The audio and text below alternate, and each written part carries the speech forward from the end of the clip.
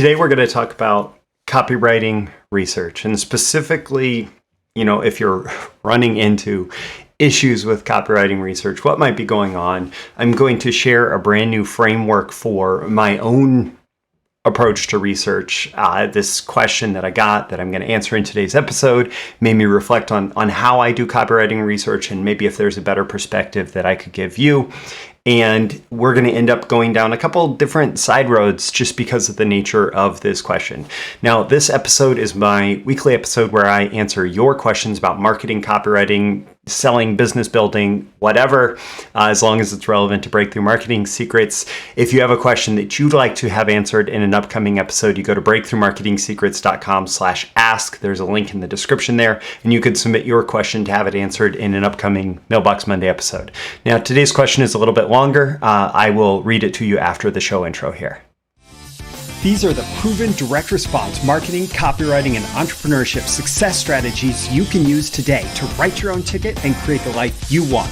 I am Roy Furr, and this is Breakthrough Marketing Secrets. Now, here's today's breakthrough. Okay, like I said, this is a little bit of a longer question. It's about research, and I'm going to answer the question about research, but there's something else in there that maybe you'll hear as I read through it. Roy, after I do research, I find myself stuck, struggling to connect what I research with the copy when I start writing. I feel like whenever I sit down to write, all the information I researched vanishes. Do I just keep writing and I will get better at it in the future, or am I messing up big time somewhere? I feel like all the time I put into research is wasted because I can barely use it. Every time I think of it, it makes me feel brain dead and stupid. I tried using an outline, but it didn't help much. I'm dying to know, where do I fuck up? I tried different things, changed research layout, created an outline. Nothing seems to be working. I keep running into the same wall every time I sit to write copy. Each hit hurts more and more. I don't know how long I can do this before I break. Each and every day that passes by makes me feel like I am not good enough to be a copywriter. I'm mentally, emotionally, and physically exhausted. I would do whatever it takes to fix this. Okay. There's a lot there, right? So I will say that I'm going to share in a minute here. I'm going to share a new concept or framework that I have around research called wide research versus narrow research. And I'll explain what those mean and how they play into my copywriting research in a moment here. But first, I want to tease out that the other thing that I'm hearing here that probably is more impactful than actually any kind of research technique or advice that I could give in response to this question. So I hear a lot of inner critic speaking in this question. And I know that a lot of people, especially when you're getting into something new, when you're trying something new, when you're trying to develop a new skill, your inner critic can just come out and be completely fierce and be completely just terrible to you. And so I'm hearing things like messing up big time, brain dead and stupid. Where do I fuck up? I keep running into the same wall every time, feel like I'm not good enough. Like, that's all inner critic. That's all a story that's being told by your inner critic, making you struggle, right? Making you feel stressed, making you play small, making you not achieve what you're fully capable of, all of those things that we say to ourselves, they hold us back from performing our best. And they create situations where we are not able to show up fully. And when we listen to that inner critic, when we believe that inner critic, when we believe the story that they tell, man, our life is a lot harder than it has to be. And I will raise my hand and say that, I deal with this stuff too. And I can tell you that this story that you're telling yourself about the research is your biggest problem with the research. So a research technique for copywriting is not necessarily going to fix that. Recently, I've made a few videos where I've mentioned Dr. Aziz Gazipura, and he has a book called On My Own Side. And this On My Own Side book is all about how do you deal with this inner critic? How do you deal with being your own worst enemy? How do you deal with all of the struggle that comes out of that and all those stories that we tell ourselves? And how do you learn to listen to those stories and see where they can, give you positive information about places that you can grow without getting lost in them. Because what I hear right now is somebody who's completely lost in those stories. So all of that said, one bit of research that I recommend you do is get the book On My Own Side from Dr. Aziz Gazipura, and I'll include a link in the description with this episode.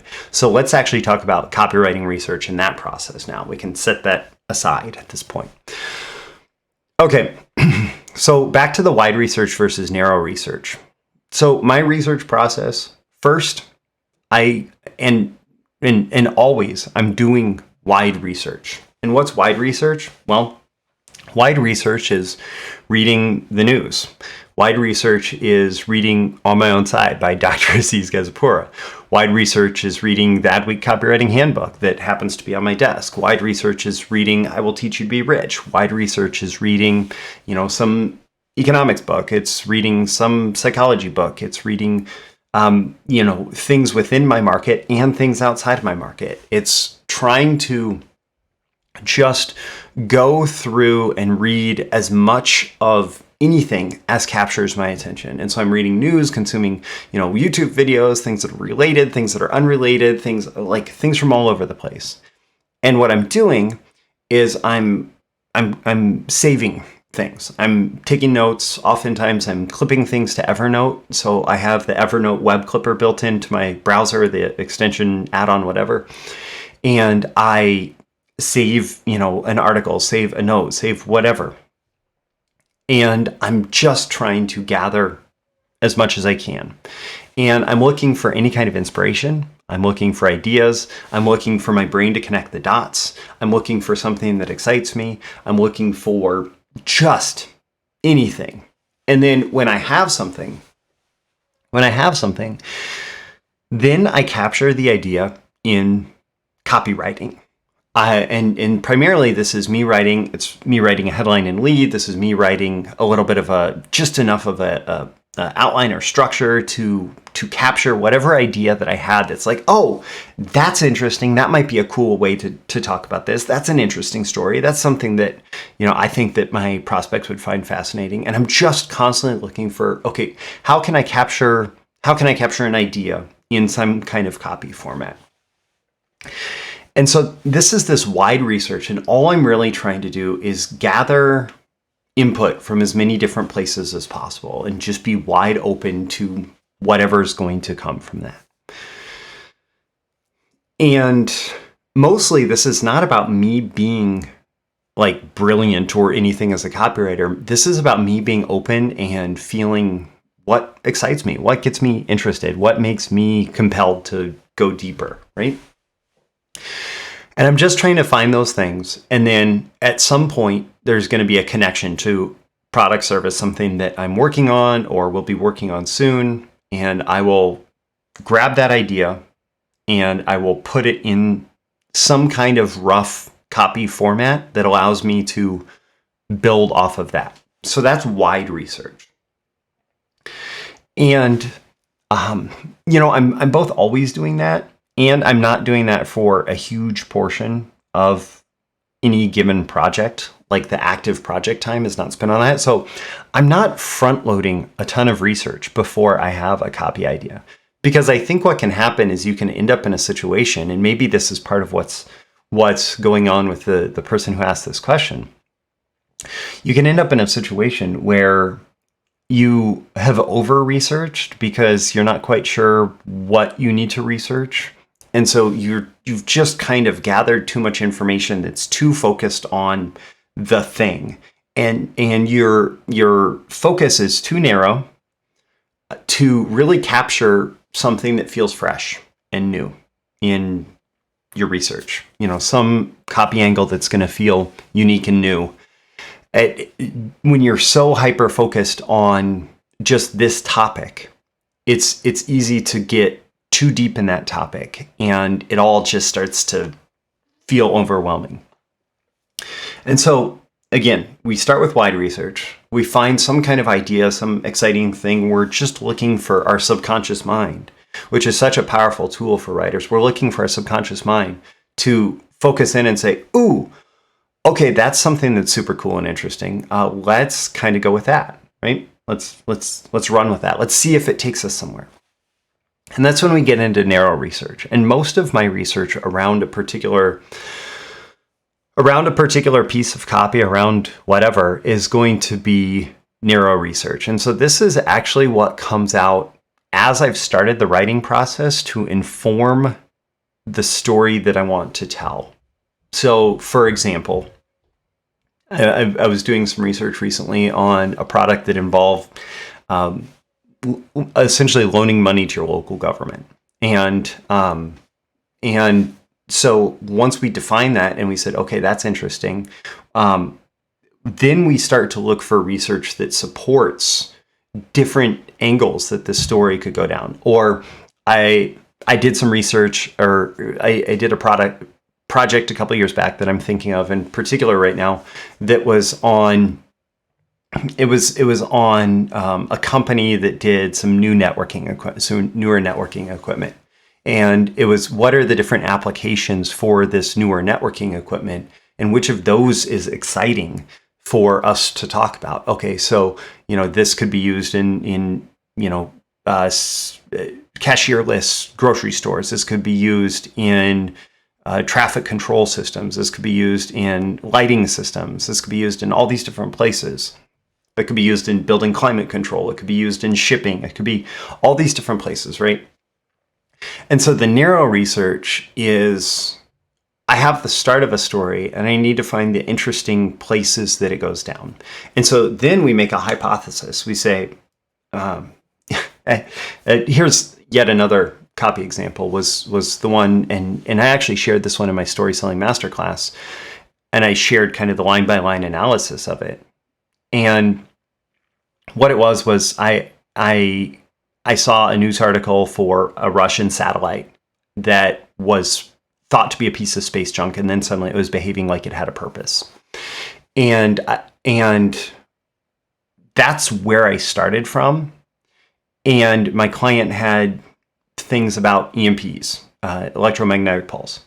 And I said, okay, that's interesting. I know that an EMP can be generated from a high altitude nuclear explosion. Is this satellite? So I make a hypothesis, and then I research evidence, and I make notes. So my hypothesis is that this satellite could be used as a space weapon. Okay, actually, people were worried that it could be used as a space weapon. My hypothesis is that it could be carrying a nuclear weapon at the right altitude to do one of these high altitude nuclear explosions. Oh, interesting. When I look, I figure out that, yeah, that's the case. Oh, and then in my research, I actually discovered that the Russians have done some of these tests and the US have done some of these tests. And there's actually interesting pictures from Hawaii. And there's a story from Hawaii of an EMP knocking out power in Hawaii. And there's stories from Russian nuclear tests at high altitude, and all of these stories that I was discovering because I started down this narrow path of, could this satellite be used as a weapon to deliver an EMP? And and the whole thing here is I make a hypothesis about where this story might go. And then I find some research and I say, does this support the hypothesis? Does this support the storyline that I'm looking to tell in the copy or not? And if it doesn't, I throw it out. If it does, I keep it and maybe start to structure. I develop notes, I develop an outline from there, and then I can write from the outline. And so the whole point of describing this process as I have is that if you front load the research, you're going to end up gathering a whole bunch of irrelevant research. If you front load all the narrow research, you're going to gather a bunch of irrelevant research. And instead, you're much better focusing on where can I find an idea from like the wide world? Like what news story is tangentially potentially related? And can I find a way to connect those dots, right?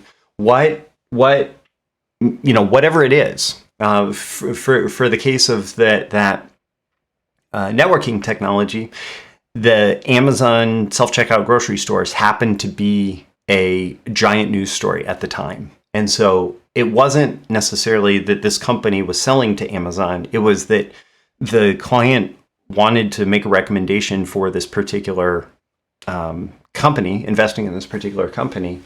And I had to look at different applications of the technology and where it was being used. And so I was thinking about applications of this technology, and then I discovered this Amazon story that happened to be in the news, and I was able to connect the dots. And yeah, absolutely, this stuff is all tied in.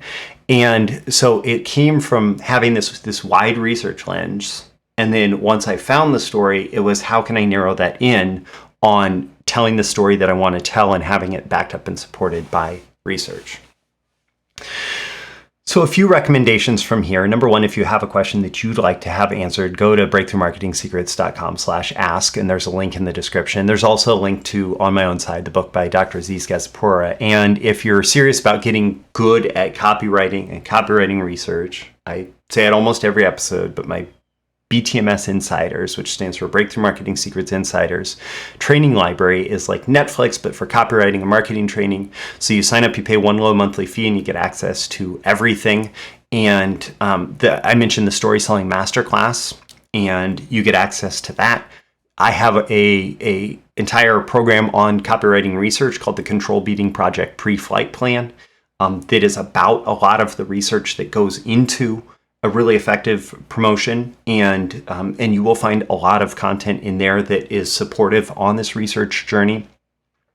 And I think that's made even more useful if you apply this wide lens versus narrow lens. Also, the High Velocity Copywriting program does help you structure. Once you find your big idea, it helps you structure your promotion from there. And the Proof, Credibility, and Believability training that I offer, it will also help you. And all of those are linked in the description with this episode.